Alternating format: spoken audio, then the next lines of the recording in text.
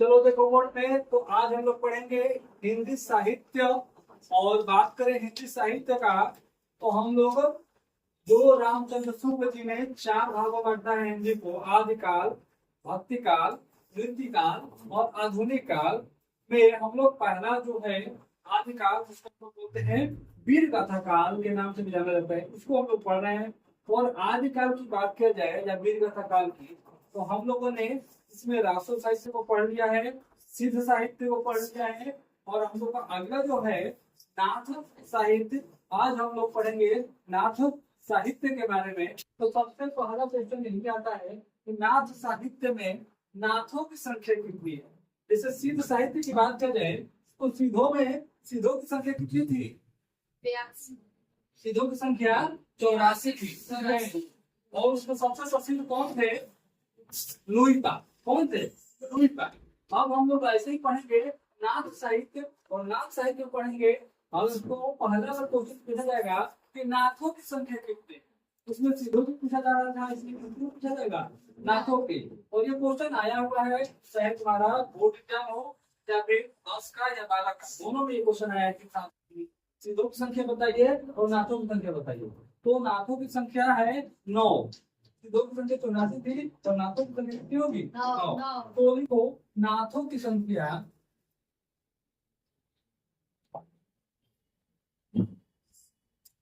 नाथों की संख्या 9 मानी जाती है।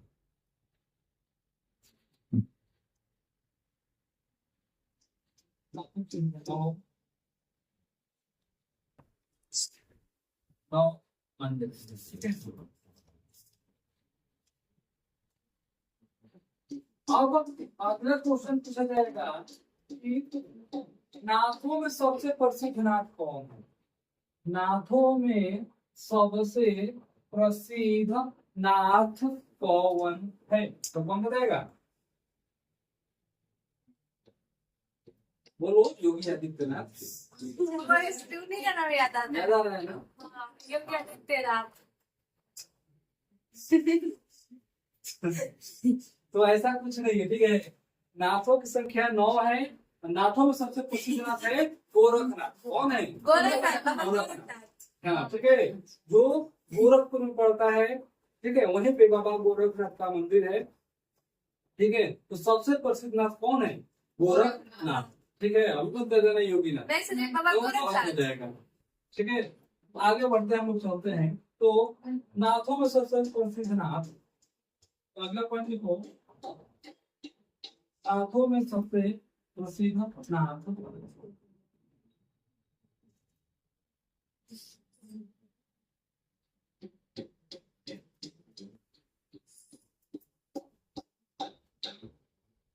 गोरखनाथ।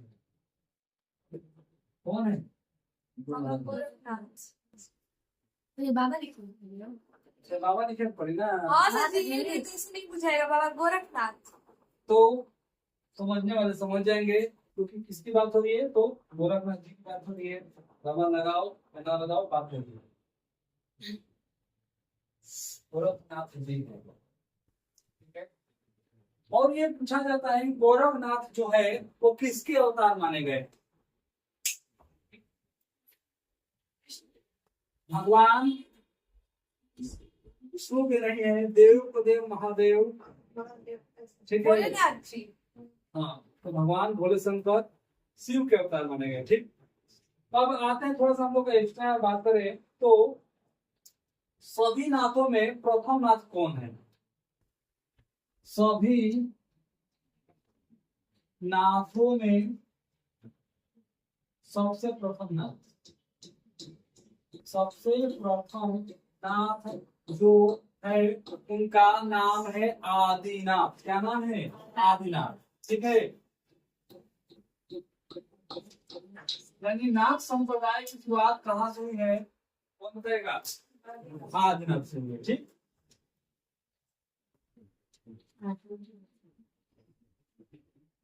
ठीक है, क्लियर हुआ? ये यहाँ तक क्लियर हुआ।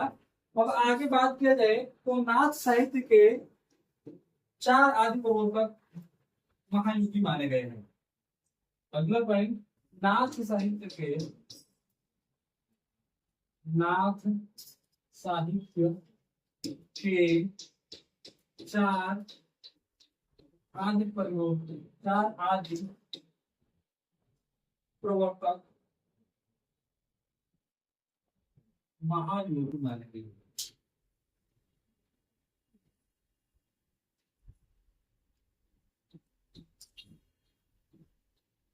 अब यहाँ से क्वेश्चन हमारे बोर्ड में आता है, अगर तो यही आता है कि सबसे पुराने नाथ कौन है या सबसे प्रसिद्ध नाथ कौन है, नाथ संप्रदाय में नाथों की संख्या कितनी है, शुरुआत किसने किया है। और ये बोर्ड में आया हुआ क्वेश्चन है, तो ऐसा नहीं देता है कि ये बेकार है तो इसमें से नहीं आएगा। यहाँ से क्वेश्चन तुम्हारे बोर्ड एग्जाम में 10 हो 12 हो यहाँ से आएगा। अब थोड़ा सा हम लोग आगे बढ़ते हुए चलते हैं, तो चार आदि प्रवर्तक है, चार कौन कौन से हैं तो इसके बारे में जान लेते हैं। तो पहला हम लोग पता चल गया है, पहला जो होंगे शिव, क्या होंगे शिव, ठीक। शिव को आदि भी बोला जाता है, आदिनाथ भी बोला जाता है, ठीक है। शिव को क्या बोला जाता है, आदिनाथ। आदिनाथ, ठीक है। अब आगे बात किया जाए, दूसरा है जलंधर नाथ। ये दूसरा कौन क्या है? ये भी शिव ही है। सब शिव के अवतार है, भगवान शिव के अवतार है जलंधर नाथ। अगर बात किया जाए अगला तो मत्स्येंद्र नाथ।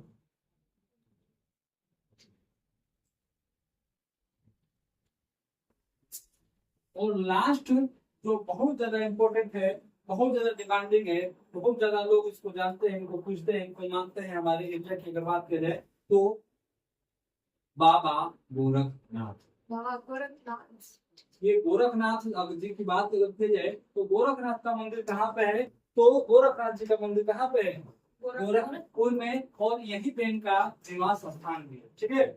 तो चार को हो गए कौन कौन से, शिव जिनको बोलते हैं आदिनाथ, दूसरी अगर बात किया जाए तो जलंधर नाथ, तीसरा बात किया जाए तो मत्स्येंद्र नाथ, चौथा अगर बात किया जाए तो गोरखनाथ, जिसमें सबसे ज्यादा प्रसिद्धि अगर किसको मिली है तो गोरखनाथ जी को, ठीक है।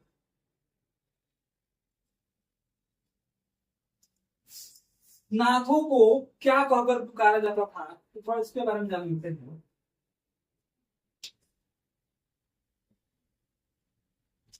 नाथों को वो इधर प्रमोट करिएगा, नोट में सर। नाथों को कंठटा, कंठटा, ठीक है, नाथों को कंठटा या भाकत फटा,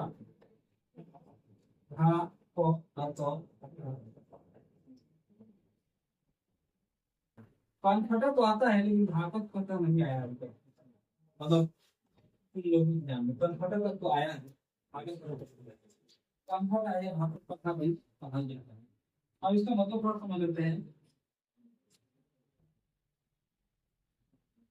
अब नाथों को कंफटा क्यों कहा जाता है, क्योंकि इनका कान क्या हो गया था, फट गया था, इस वजह से क्या कहा गया, कान फटा। और सिर फट जाए तो सिर फटा। और कुछ तो छोटा है। हाँ तो समझते हैं कान फटा का मतलब क्या है, जो कान में जो बाली पहनते हैं, ठीक है, फट नहीं गया, उसको क्या किया जाता है, होल किया जाता है, छेद किया जाता है, तब जाकर उसमें क्या करते हैं, उसको कुंडल, जिसको उस पेन को क्या बोला जाता है, कुंडल। तो कुंडल वगैरह जो पहनते थे, देखोगे अगर किसी ने महाभारत वगैरह देखा होगा तो उसमें देखो कान में पहनने लगते हैं ज्वेलरी, तो कुंडल वगैरह पहनने लगते हैं, तो उनको कान को छेद के क्या किया उसको पहना जाता है, इस वजह से क्या नाम हो गया, कान फटता है।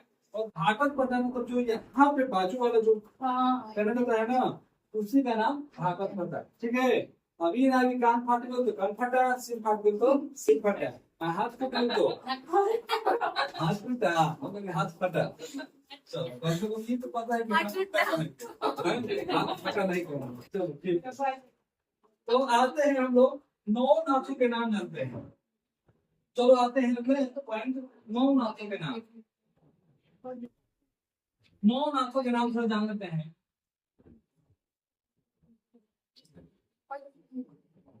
नौ नाथों के नाम, कौन कौन से हैं?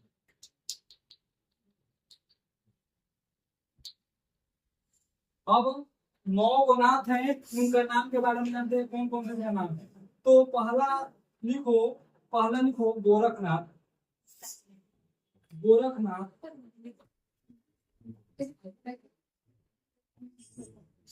गोरखनाथ, भीमनाथ। गोरखनाथ के बाद भीमनाथ, भीमनाथ के बाद नागा अर्जुन।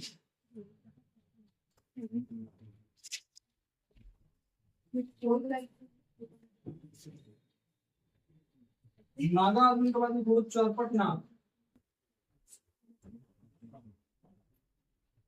चरपटनाथ, जिसको चरकानंद भी बोलते हैं, क्या बोलते हैं? चरकानंद, ठीक है। चरपट, हाँ चरपटनाथ। उसके बाद है सत्यनाथ। वो सत्य बोलते थे क्या सच्ची? हाँ वो सत्य का पुजारी थे, इसलिए उनका नाम सत्यनाथ था, ठीक है। तो अगला है हरिश्चंद्रनाथ।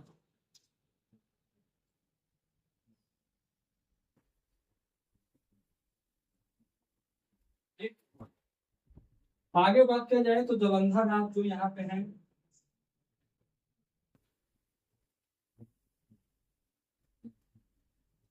जलंधर नाथ की बात किया जाए तो मल्ल्या अर्जुन, मल्ल्या अर्जुन, मल्ल्या अर्जुन के बाद अगर बात किया जाए तो लास्ट है जड़ भरत। जड़ भरत। अब देखो कितने नाथ हो गए? कितने नाथ हो गए? 9। तो हमें बात यही किया जा रहा था कि कितने नाथ के बारे में। नाथों की संख्या कितनी है? 9। ठीक। तो अगर नाथों की संख्या बात किया जाए तो 9 है। गोरखनाथ, भीमनाथ, नागा अर्जुन, चरपटनाथ, सत्यनाथ, हरिश्चंद्रनाथ और जलंधरनाथ और मल्ल्या अर्जुन और लास्ट में जड़ भरत। अब याद किस ऐसे कैसे करेंगे कि ये सभी के सभी 9 नाथ याद हो जाए?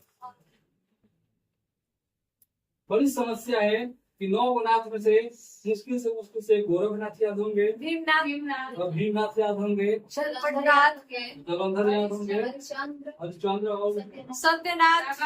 तो अभी तो बोल रहे हो याद कर कल के बाद से तुम्हें 4 को याद रहेगा, उसके बाद किसी को याद नहीं रहेगा। तो क्या करेंगे इसके लिए?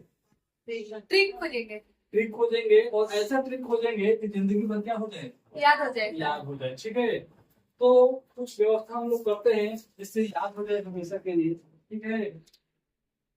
तो आते हैं ट्रिक पे। नाच साहित्य, नाचों का ट्रिक क्या है? नाचों का अब नाचों जो 9 नाच है उनको याद करने क्या तो याद करना है 9 नाथ, याद तो हो नहीं रहे हैं हम लोगों से, तो बड़ी समस्या है। तो समस्या है तो क्या करना है? सबसे पहला काम करना है गोभी खोजना है। क्या करना है? गोभी। कौन सा? फूल गोभी या पात गोभी, लेकिन कोई भी कोई करना है, गोभी खोजना है याद करने के लिए। गोभी, हाँ गोभी, हाँ फूल गोभी चाहे कौन गोभी, जो मर्जी वो गोभी। अब गोभी खोजने के साथ साथ नाचना भी है। क्या करना है? नाचना है। गोभी जैसे मिल जाए नाचना स्टार्ट कर देना है। और कहाँ नाचना है? तो ऐसे जल में जो सहज हो, क्या हो? सहज हो मतलब आसान। तो जहाँ गोभी मिल जाए वहीं पर सहज जल में क्या करना है? नाचने लगना है, ठीक है। जब नाचने लगेंगे तो 9 के 9 नाच याद हो जाएंगे। कैसे याद होगा? नहीं याद होगा? अच्छा तो देखो कैसे याद होगा। अब आते हैं हम लोग गोभी नाच सहज जल। अब नाचाते हैं हम लोग, कैसे नाचते हैं? गो से क्या हो गया? गोरखनाथ। भी से क्या हो गया? भीमनाथ। और क्या लग रहा है नाच रुकने? न से क्या हो? नाच से क्या हो गया? नागा अर्जुन। चौ से क्या हो गया? चरपटनाथ। अब तो लग रहा है कि नाच में हो जी। मिल गया क्या? वो भी मिल गया क्या? 100 से क्या हो गया? सत्यनाथ। और भी और से क्या हो गया? हरिश्चंद्र नाथ।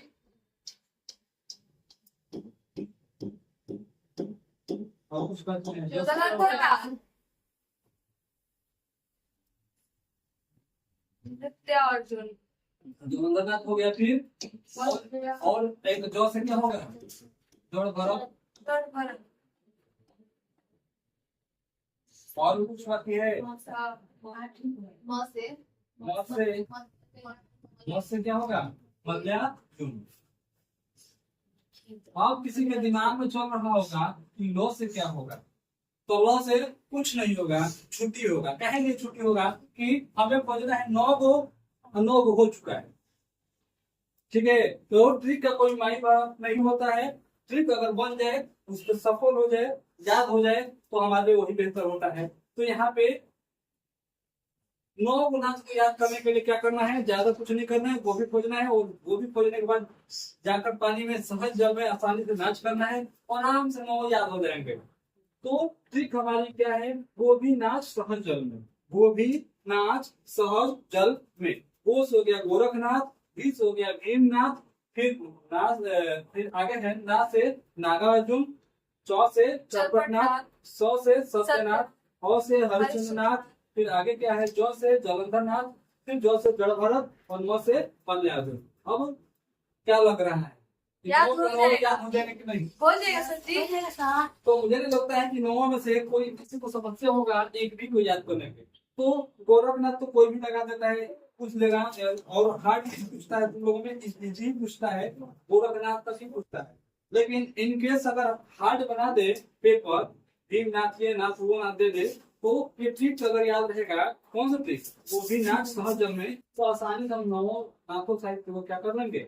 तो आज के लिए सिवाय बस इतना ही रहने देते हैं। ठीक, नेक्स्ट क्लासेस में जो हम लोग पढ़ेंगे, थोड़ा बहुत गोरखनाथ जी के बारे में जानेंगे, क्योंकि गोरखनाथ जी थोड़ा बहुत ज्यादा इंपॉर्टेंट है हम लोग के लिए। इसके बाद